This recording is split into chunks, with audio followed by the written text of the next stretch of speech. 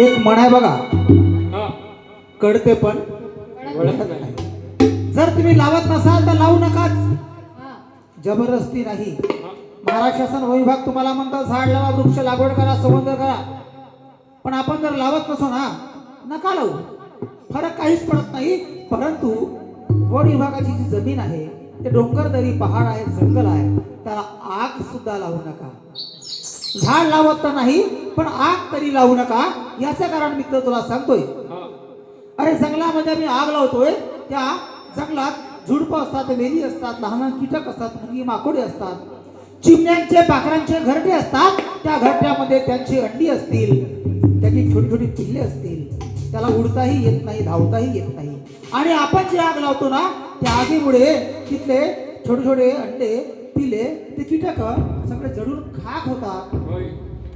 आणि होय, त्या उन्हाळ्या दिवसामध्ये प्रत्येक झाडाला, प्रत्येक वेलीला फुलं येतात, त्याला फळं येतात. ते फळं जमिनीवर पडतात आणि पाऊस आला की त्या फळापुढे पुन्हा नवीन रोपटं तयार होतं आणि जंगल तयार होतं, झाड तयार होतं. पण आपण काय करतो, त्या आगीमुळे त्यांचं बी बियाणं जळून खाक होतं. म्हणूनच जंगल हे नष्ट होत जातं. म्हणूनच मला म्हणावं असं वाटेल, निसर्ग निर्मित जंगल आहे, निसर्ग निर्मितच वन्य प्राणी आहेत, मानव निर्मित नाही. मानवाला अधिकार कुणी दिला? ते जंगल नष्ट करण्यासाठी, वन्य प्राणी नष्ट करण्यासाठी किंवा जंगल जाळण्यासाठी. हा अधिकार कुणीच दिलेला नाही. हे स्वतः आमचं लहानचं पोट भरण्यासाठी, स्वतःसाठी आपण जंगल तोड करून आपण स्वतः शेती तयार केली. त्या वन्य प्राण्यांचं घर आम्ही नष्ट केलं. त्यांचं खाद्य म्हणजे ससा असेल, डुकर असेल, हरिण असेल, साप असेल, चितल असेल, अनेक प्राणी असतील, हे प्राणी सुद्धा आम्ही स्वतःचं पोट भरण्यासाठी त्याला मारून शिकार करून खायला लागलो. त्यांचं अन्न आम्ही हिराव घेतलं, त्यांचं घर आम्ही हिराव घेतलं. म्हणून त्या वनातला बिबट आमच्या शेतात आला, आमच्या उसातला बिबट तयार झाला. हे दुःखाची बाब आहे. म्हणून शेवटी आता मला म्हणावं असं वाटेल, वृक्ष वेली आम्हा सोयरे वनचरे का म्हणतात? ते वृक्ष आमचे सोयरे आहेत, आमचे भाऊ आहेत, आमचे नातलग आहेत, आमची आई, आमचे वडील आहेत. कारण मित्र, आपण ज्या बसतो खुर्चीवर, ते खुर्ची लाकडापासून बनलेली आहे काका. आपण झोपतो ते खाट, ती बेड सुद्धा लाकडापासून बनला आहे, झाडापासून बनला आहे. एवढंच नाही, आपल्या घरातलं फर्निचर सुद्धा लाकडापासून बनलेलं आहे.